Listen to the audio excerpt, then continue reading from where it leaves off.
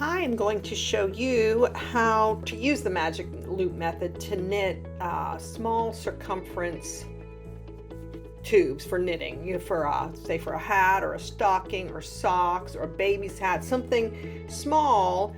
The magic loop will work instead of double pointed needles. It's just an alternative to double pointed needles. When knitting with circular needles, there's just not enough give in the in your circular needle. So it's called the magic loop. Magic loop was invented by Sarah Hauschka and Bev Gillespie 10 plus years ago as a way to knit small circumference needles without double pointed needles. And it's really a great technique.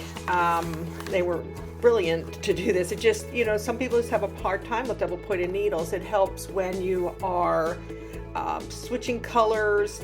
Sometimes you get more gaps with double pointed needles because you're using 4 needles, and so you have 4 opportunities to join. If you want, I do have a post on using double pointed needles, and you can reference that right up here. But if this is just another method of, put this in your toolbox of things to use for knitting, different knitting techniques. Okay, so all you really need for the magic loop are circular needles. And you need a longish circular needle. And just as a reference, circular needles are measured from tip to next tip. So I'm just going to fold mine in half so I don't see. So these are, just to confirm, so that should be about 19. So these are 38-inch circular needles. And I think they're 17, US 17, 12.5 meters, 12 3/4 millimeters. All right, and I just have a ball of yarn for a sample. And so I am just going to show you a small example. I use the circular needles for this Christmas stocking, and you can grab the pattern for the Christmas stocking by clicking the link up here on the right. So I'm just going to cast on here 20-ish stitches just for illustration purposes.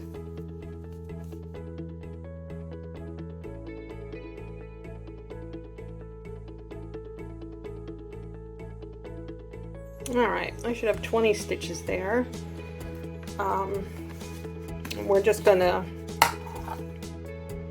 and this is just for illustration purposes, so I'm not worried about having an exact number.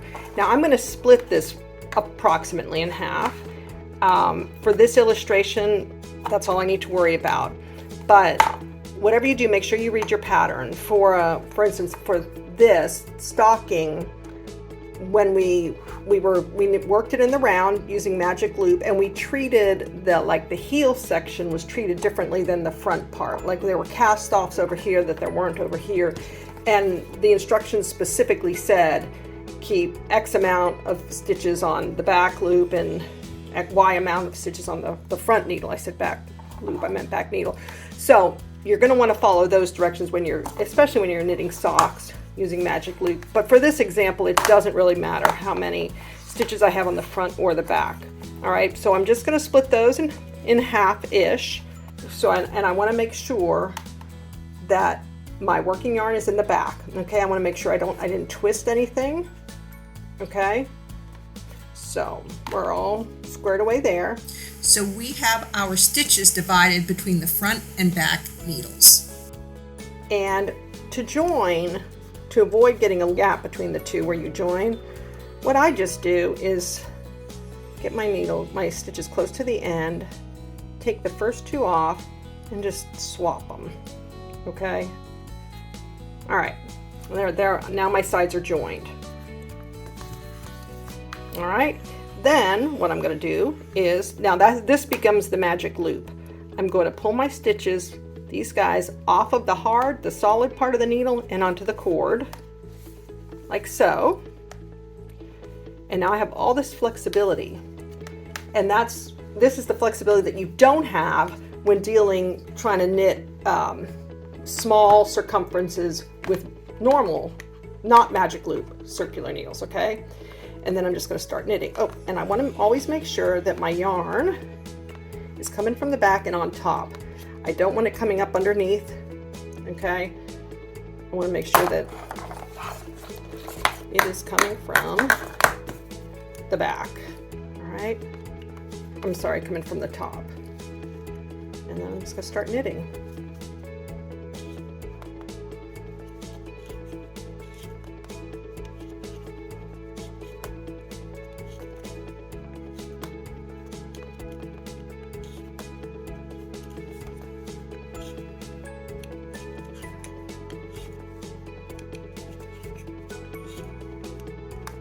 When I get to the end of the stitches on this left needle,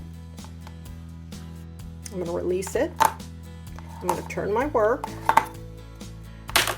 So now my working yarn is back on the back needle.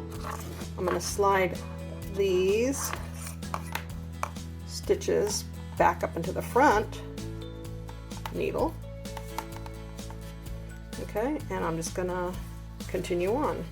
So I'm gonna pull these off of this back needle to give that flexibility. I'm gonna make sure my yarn is on top.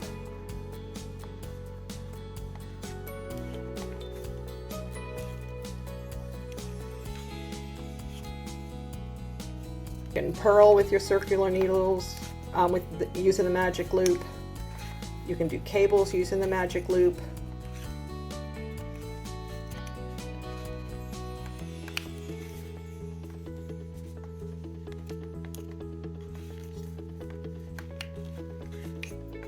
Okay, I'll let go of that needle, pull these up.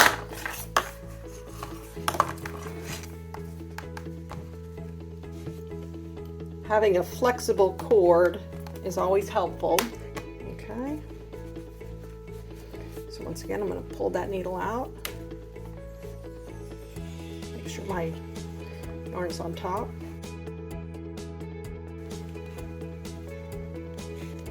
Now, when I do slightly snug this one up, and I slightly snug the second stitch up. First and second stitch, just slightly. I don't want to pull too hard because once again, it'll take it away from the back.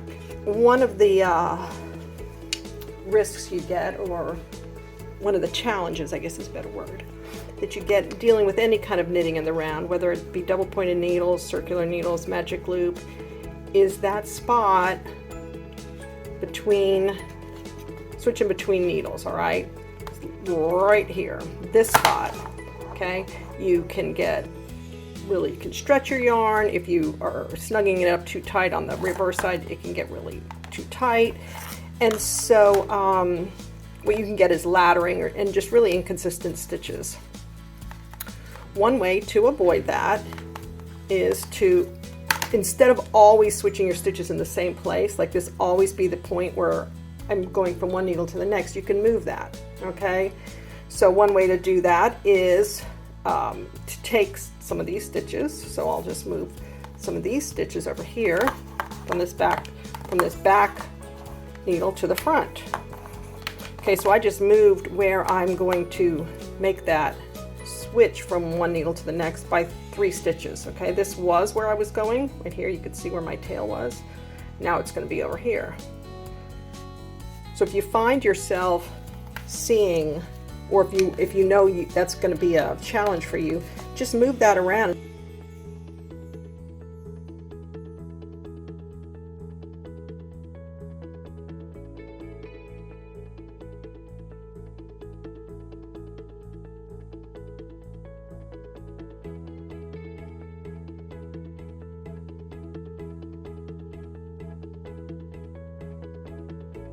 Okay, so this is where I was previously ending.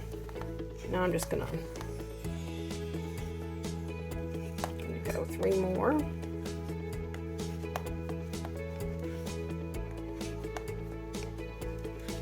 Okay.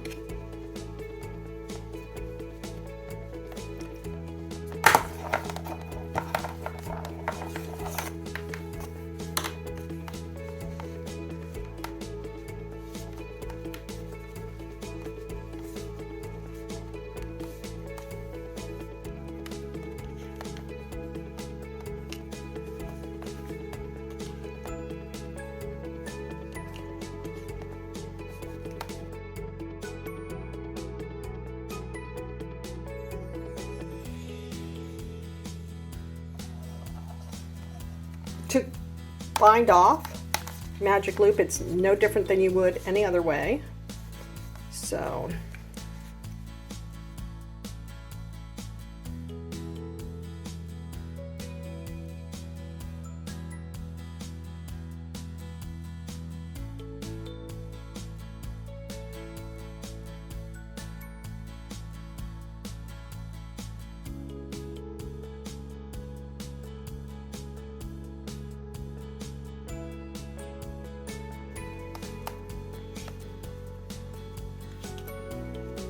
okay, put my one stitch on there.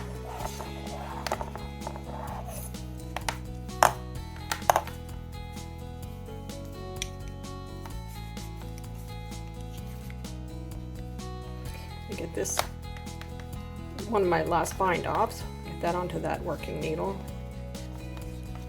Bind it off, there we go. Okay.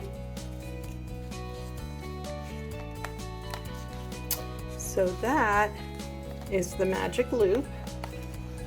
If that answers any questions you might have. If not, make sure to pop them in down below. I will get back to you with the answers. There we go. Magic loop, a magic loop bracelet.